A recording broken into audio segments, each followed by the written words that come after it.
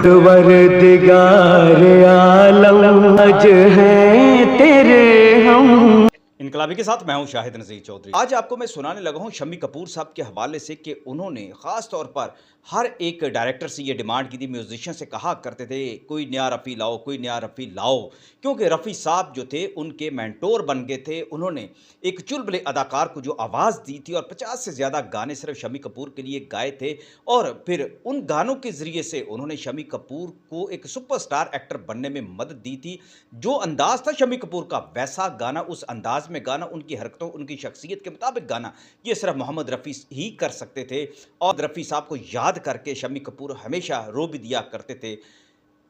मोहम्मद अज़ीज़ जब उनकी ज़िंदगी में इस तरह से आए कि जब फ़िल्म अल्लाह रखा जो 1986 में रिलीज़ हुई थी, कपूर साहब ने खुद ये ख्वाहिश ज़ाहिर की थी कि उनके लिए मोहम्मद अज़ीज़ की आवाज़ को रिकॉर्ड किया जाए, परवरदिगार आलम। इस गाने के लिए वो मोहम्मद अज़ीज़ की आवाज़ चाहते थे और फिर ऐसा ही हुआ। फ़िल्म में शम्मी कपूर साहब की ख्वाहिश को पूरा किया जाएगा और मोहम्मद अज़ीज़ से ही ये गाने गवाए जाएंगे, क्योंकि मोहम्मद अज़ीज़ की आवाज़ वो सुन चुके थे और उन्हें वो पसंद आ चुकी थी और उसको आज़मा चुके थे। उन्होंने कहा कि इस गाने में जो एक जोबन पैदा होगा, कमाल पैदा होगा, सहर पैदा होगा और इस जो उनकी परफॉर्मेंस हो सकती है स्क्रिप्ट के मुताबिक, वो मोहम्मद अज़ीज़ की आवाज़ उन्हें चाहिए। जिस दिन फिर मोहम्मद अज़ीज़ की रिकॉर्डिंग थी, उन्होंने पैगाम भेजा कि जब तक मैं ना आऊँ, मोहम्मद अज़ीज़ से कहिएगा वो अभी रिकॉर्डिंग ना करें।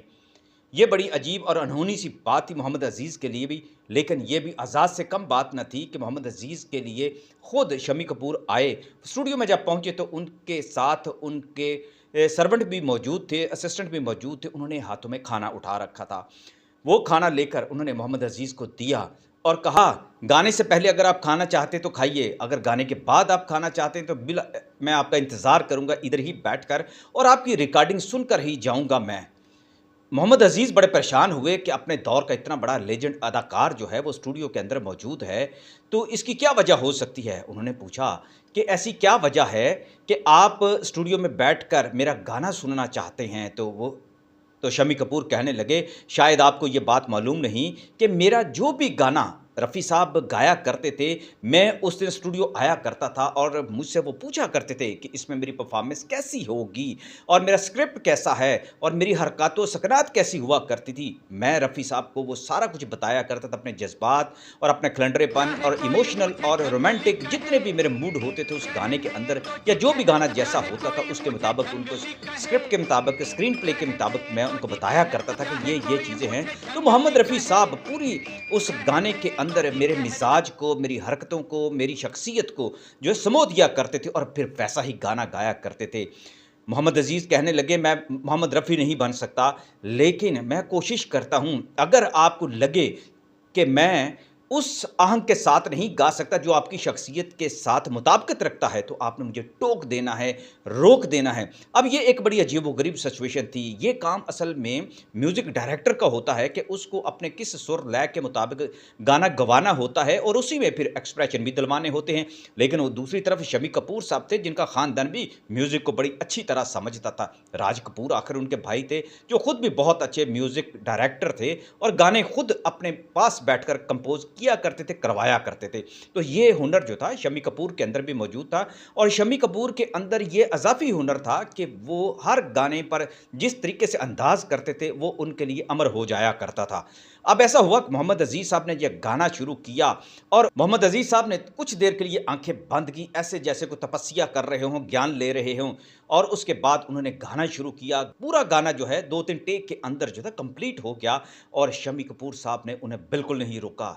जब वो गाकर बाहर निकले तो शम्मी कपूर साहब ने उन्हें अपने गले से लगाया, उनका मुँह चूमा और उनकी आँखों में आँसू थे। वो कहने लगे, रफ़ी साहब की आज याद शिद्दत से आई है, आपने कोई कसर नहीं छोड़ी, मेरे उसी शख्सियत के आहंग को आपने इस गाने के अंदर भी समो दिया है। ये फ़िल्म अल्लाह रखा के अंदर शम्मी कपूर साहब का एक ऐसा एक गाना था जिसके अंदर उनके इमोशंस जो थे वो बड़े कमाल के थे और उन्होंने मोहम्मद अज़ीज़ से कहा कि रफ़ी साहब जैसा कोई नहीं पैदा हो सकता, लेकिन आपने रफ़ी साहब को कॉपी करने के लिए आपने रफ़ी साहब के आहंग में मेरे लिए सहूलत जो पैदा की है वो कमाल कर दिया और ये खाना मैं इसलिए लेकर आया हूँ कि मैं रफ़ी साहब जब भी मेरा गाना जो थे गाया करते थे, मैं अपने घर से उनके लिए खाना पकवा कर लाता था और फिर मैं अपने हाथों से भी उनको लुक़मा खिलाता था और रफ़ी साहब खुद भी मुझे खिलाते थे। आज मैं चाहता हूँ कि ये रस्म दोबारा से ज़िंदा की जाए और शम्मी कपूर साहब ने अपने हाथों से मोहम्मद अज़ीज़ को खाना खिलाया, लुक़मा खिलाया